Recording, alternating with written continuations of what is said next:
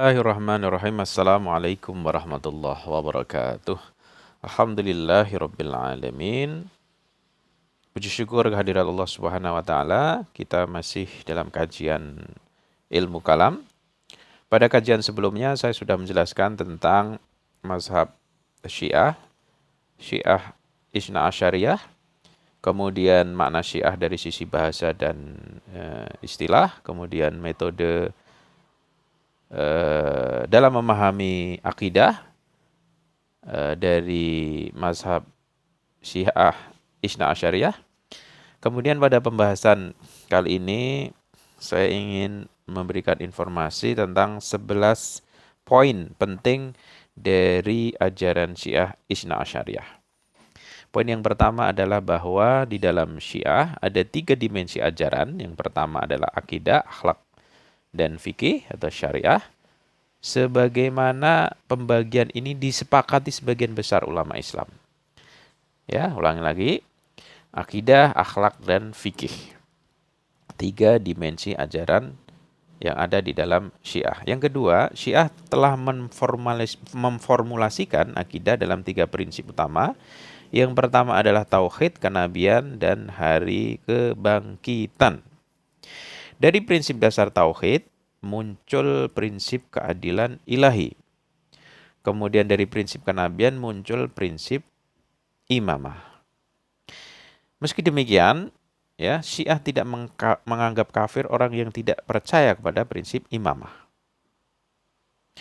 Kemudian untuk memudahkan sistematisasi pengajaran, sebagian ulama memasukkan kedua prinsip ikutan, di antaranya adalah keadilan dan imamah dalam usuluddin.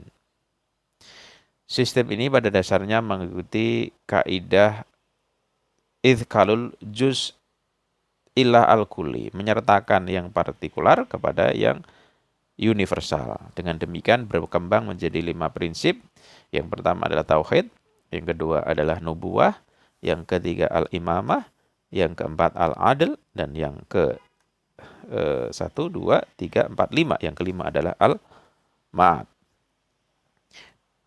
Prinsip yang ketiga, bahwa dalam prinsip tauhid, keesaan Allah, Syiah meyakini bahwa Allah Subhanahu wa taala adalah zat yang maha mutlak, yang tidak dapat dijangkau oleh siapapun, la tudrikul absaru wa huwa yudrikul absar. Dia maha sempurna.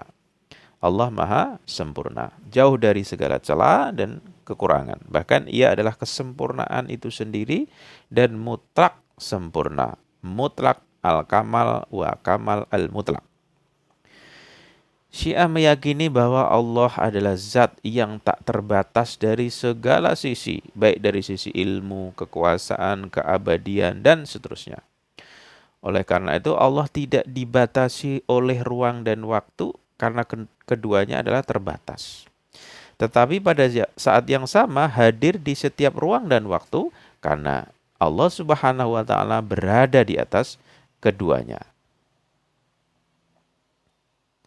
Terlepas dari itu, ya, Syiah meyakini juga prinsip al-bada'.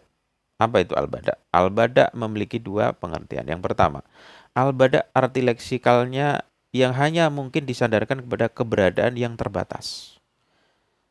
Dan hal ini pasti tak pantas dinisbatkan kepada Allah Subhanahu wa taala. Sekali lagi, makna pertama, makna leksikal hanya mungkin disandarkan kepada keberadaan yang terbatas dan tidak sepantasnya dinisbatkan kepada Allah Subhanahu wa taala. Adapun arti kedua, bada artinya pengubahan takdir karena amal soleh, karena tindakan satu kejahatan dari hambanya. Sebagaimana dalam Al-Quran, yamhullahu ma yasha'u wa yuthbit wa indahu umul kitab. Allah menghapuskan apa yang dia kehendaki dan menetapkannya dan umul kitab berada di sisinya. Dalam surat Ar-Ra'd, surat ke-13 ayat 39. Kemudian juga surat Ar-Ra'd, surat ke-13 ayat 11. Surat Ar-Ra'd ayat 39. Yamhullahu ma yasha'u wa yuthbitu wa indahu umul kitab. Ya, sekali lagi Allah menghapus apa yang dia kehendaki dan menetapkannya dan umul kita berada di sisinya. Surat Ar-Ra'd ayat 11, innallaha la yughayyiru ma biqaumin hatta yughayyiru ma bi anfusihim wa idza aradallahu biqaumin su'an fala maraddalah wa ma lahum min dunihi min walin. Sesungguhnya Allah tidak mengubah apa yang ada pada sebuah kaum sehingga mereka sendiri mengubah apa yang ada pada diri mereka. Nah, kedua ayat ini menjelaskan kepada kita bahwa takdir Allah tidak mendominasi kekuasaannya, melainkan kehendak dan kemampuannya mendominasi takdirnya. Sekali lagi, takdir Allah tidak mendominasi kekuasaannya, melainkan kehendak dan kemampuannya yang mendominasi takdir tersebut. Dalam kerangka ini diyakini bahwa takdir bukan berarti keterpaksaan manusia dan menghapuskan hak pilihnya atau ikhtiarnya. Melainkan seperti disebutkan dalam banyak hadis, hamba bisa berdoa, berharap, memperbanyak silaturahmi dan beramal soleh sehingga Allah mengubah akibat buruknya menjadi akibat yang baik. Nah, di dalam Ahlussunnah menyebut keyakinan seperti ini dengan mahwa isbat. Mahwa isbat. Sementara Syiah meyakini bahwa Allah Subhanahu wa taala tidak dapat dilihat dengan mata. Sebab segala sesuatu dapat dilihat dengan kasat mata adalah hal berkenaan dengan jasmani, memerlukan ruang, memerlukan warna, bentuk, dan arah. Padahal semua itu adalah sifat-sifat makhluk. Sedangkan Allah Subhanahu wa taala jauh dari segala sifat-sifat makhluknya. Syiah juga meyakini bahwa Allah Maha Esa, Esa dalam zatnya, Esa dalam sifatnya, Esa dalam af'al atau perbuatan atau ciptaannya. Yang dimaksud Esa dalam zat, apa maksudnya?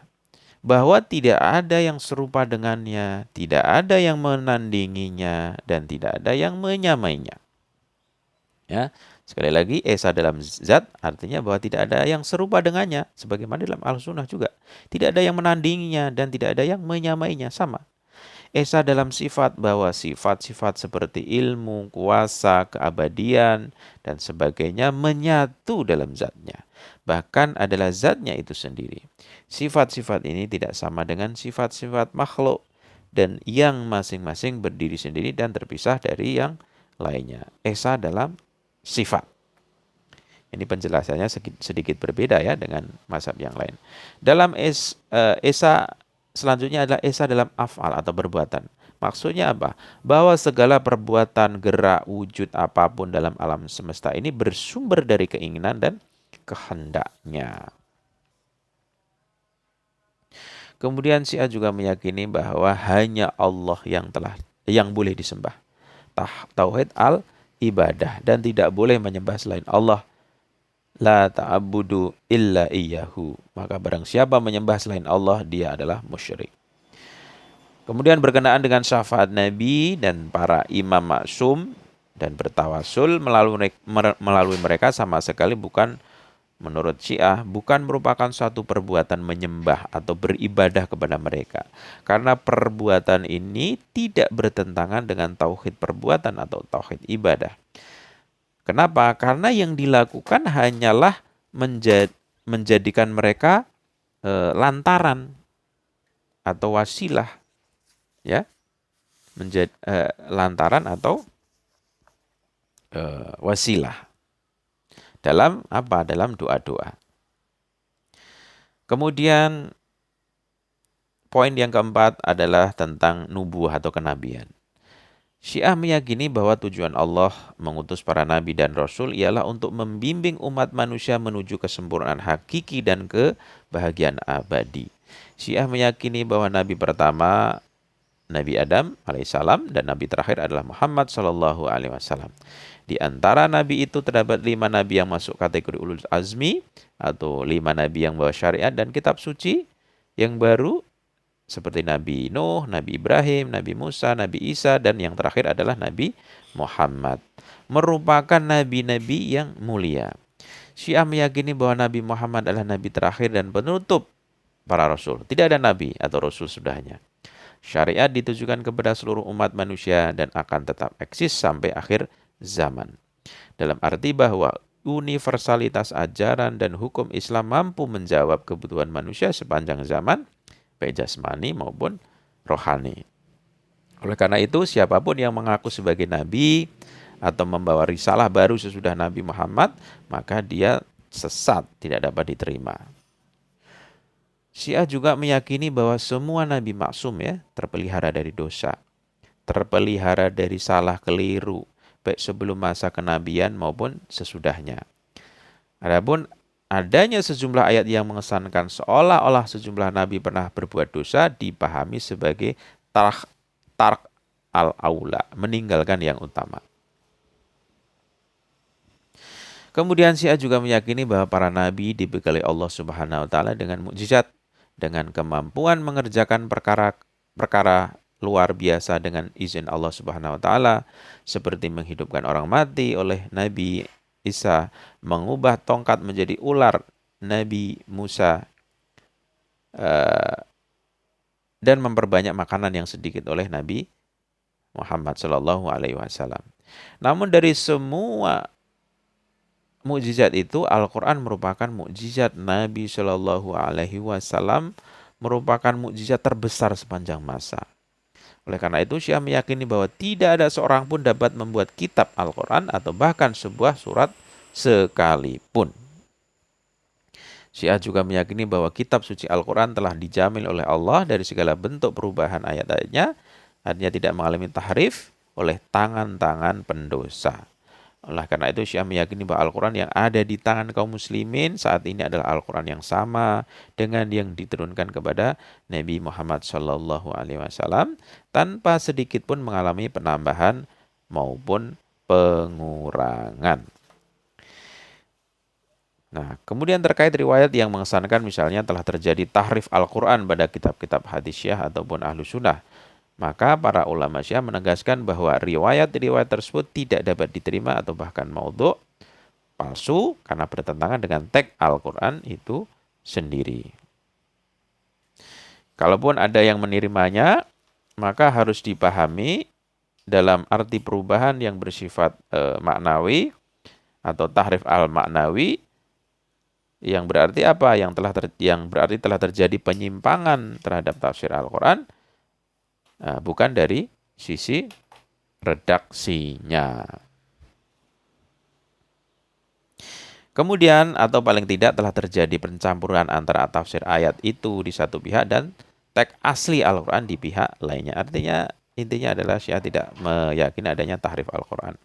Yang kelima, tentang prinsip imamah atau kepemimpinan. Syiah meyakini bahwa kebijaksanaan Tuhan atau hikmah ilahiyah menuntut perlunya kehadiran seorang imam sesudah meninggalnya seorang rasul guna terus membimbing umat manusia dan memelihara kemurnian ajaran Nabi dan agama ilahi dari penyimpangan dan perubahan. Selain itu juga menerangkan kebutuhan zaman dan menyuruh umat manusia ke jalan serta pelaksanaan ajaran para nabi. Oleh karena itu tanpa tujuan penciptaan, kesempurnaan dan kebahagiaan atau al-takamul wa al-sya'adah lebih sulit dicapai. Oleh karena itu Syiah meyakini adanya kepemimpinan yang berlanjut. Nah, inilah yang menjadi salah satu dari rukun iman atau usuluddin yang harus diyakini tentang kepemimpinan yang tidak terputus. Oleh karena itu Syiah meyakini bahwa sesudah Nabi wafat ada seorang imam untuk setiap masa yang melanjutkan misi Rasulullah. Mereka adalah orang-orang yang terbaik pada masanya. Dalam hal ini, Syiah Imamiyah meyakini bahwa Allah telah menetapkan keris imamah sesudah Nabi Muhammad. Ada pada orang-orang yang suci dari zuriatnya atau keturunannya yang berjumlah 12 orang. Seperti yang sudah saya jelaskan sebelumnya. Yang pertama ada Ali bin Abi Thalib, kemudian Imam Hasan, Imam Husain, Imam Ali bin Husain, Muhammad Bagir, Ja'far bin Muhammad As-Shadiq, Musa bin Ja'far, Ali bin Musa Ridha, Muhammad bin Ali Taki, Ali bin Musa Muhammad Naki, Hasan bin Ali Ashkari, dan yang terakhir adalah Muhammad bin Hasan Al-Mahdi. Syiah meyakini bahwa Imam Muhammad bin Hasan Al-Mahdi masih hidup sehingga sekarang tapi dalam keadaan gaib, namun akan muncul kembali pada akhir zaman. Syiah meyakini bahwa ke-12 imam tersebut di atas telah dinyatakan oleh Rasulullah ya dalam lampiran sebelumnya sebagai imam-imam sesudahnya. Adapun pengangkatannya, Syiah meyakini bahwa seorang imam diangkat melalui nas atau pengangkatan yang jelas oleh Rasulullah atau oleh imam sebelumnya. Ya, Imam Ali misalnya, Syiah meyakini bahwa Nabi telah mengangkat dan menetapkan sebagai imam sudah beliau. Demikian pula Imam Hasan, Imam Husain, putra-putra Ali. Keduanya telah ditetapkan oleh Rasulullah, kemudian dikukuhkan oleh Imam Ali bin Abi Thalib dan kemudian oleh Imam Hasan bin Ali. Kemudian Syiah meyakini juga bahwa imamah bukan sekedar jabatan politik atau kekuasaan formal, tetapi sekaligus sebagai jabatan spiritual yang sangat tinggi. Selain menyelenggarakan pemerintahan, imam bertanggung jawab membimbing umat manusia dalam urusan agama, urusan dunia mereka. Imam juga bertanggung jawab memelihara syariat Nabi Muhammad dari kemungkinan penyimpangan, perubahan, dan bertanggung jawab terus memperjuangkan tercapainya tujuan pengutusan Nabi. Kemudian Syiah juga meyakini seorang imam tidak membawa syariat baru. Kewajibannya hanya menjaga agama Islam, memperkenalkan, mengajarkan, menyampaikan, dan membimbing manusia kepada ajaran-ajaran yang luhur. Semua yang mereka sampaikan adalah apa-apa yang sebelumnya telah disampaikan Rasulullah Muhammad Sallallahu Alaihi Wasallam. Syiah juga meyakini bahwa imam wajib bersifat maksum, terpelihara dari perbuatan dosa, kesalahan, karena seorang yang tidak maksum tidak dapat dipercaya sepenuhnya untuk diambil darinya prinsip-prinsip agama ataupun cabang-cabangnya. Oleh karena itu, Syiah meyakini bahwa ucapan seorang imam maksum, perbuatan dan persetujuannya adalah hujah syar'iyah, kebenaran agama yang harus dipatuhi. Sebagaimana dalam Al-Quran surat Al-Anfal ayat 20. Hai orang-orang yang beriman, taatilah Allah dan taatilah Rasul dan ulil amri di antara kamu. Kemudian jika kamu berlainan pendapat tentang suatu, maka kembalikan ia kepada Allah dan Rasul. Jika kamu benar-benar beriman kepada Allah dan hari kemudian, yang demikian itu lebih utama bagimu dan lebih baik akibatnya.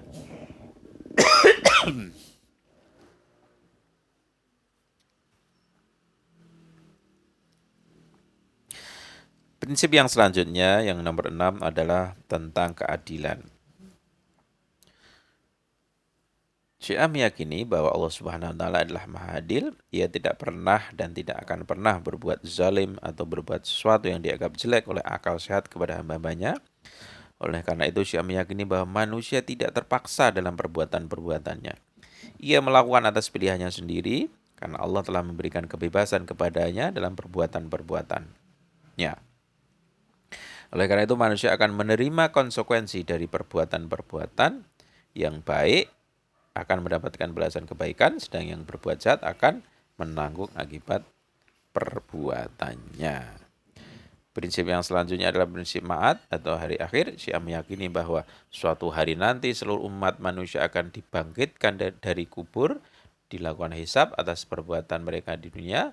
Yang berbuat baik akan mendapatkan surga, sementara yang berbuat buruk dimasukkan ke neraka. Syiah juga meyakini bahwa tubuh, jiwa, ruh manusia bersama-sama akan dibangkitkan di akhirat, bersama pula akan menempuh kehidupan baru, sebab keduanya telah bersama-sama hidup di dunia, oleh karena itu bersama pula harus menerima balasan yang setimpal, pahala ataupun hukuman. Syiah meyakini bahwa hari kiamat nanti setiap orang akan menerima buku catatan amalnya masing-masing. Orang saleh akan menerimanya dengan tangan kanan, sementara orang fasik akan menerimanya dengan tangan kiri.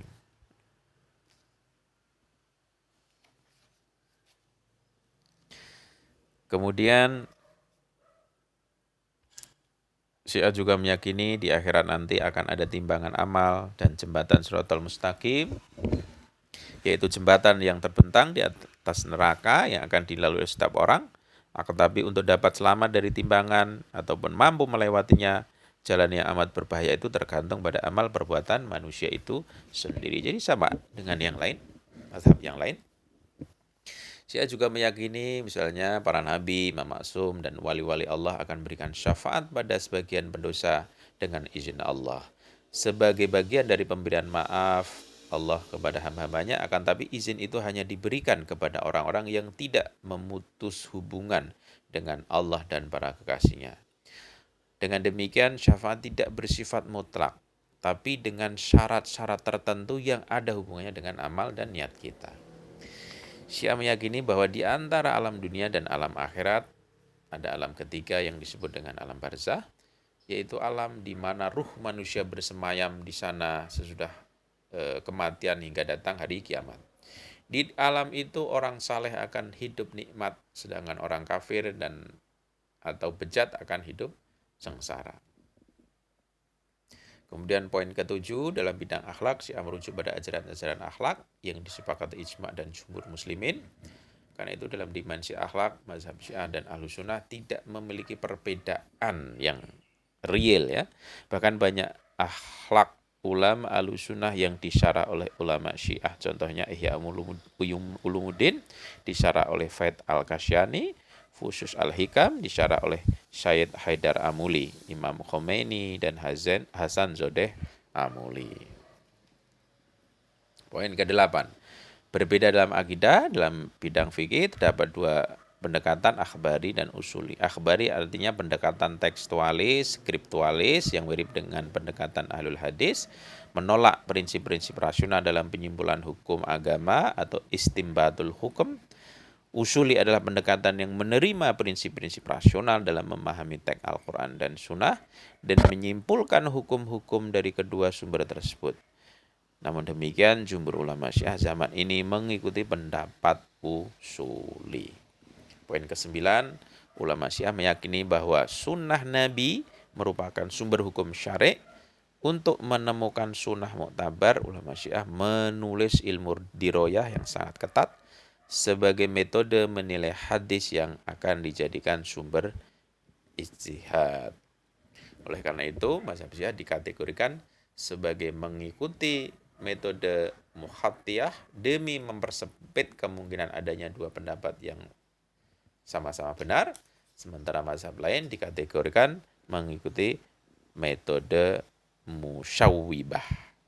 Pertama, muhattiyah, yang kedua musyawwibah. Syiah mengikuti muhattiyah. Metode musyawwibah yakni menerima kemungkinan adanya dua pendapat yang sama-sama benar.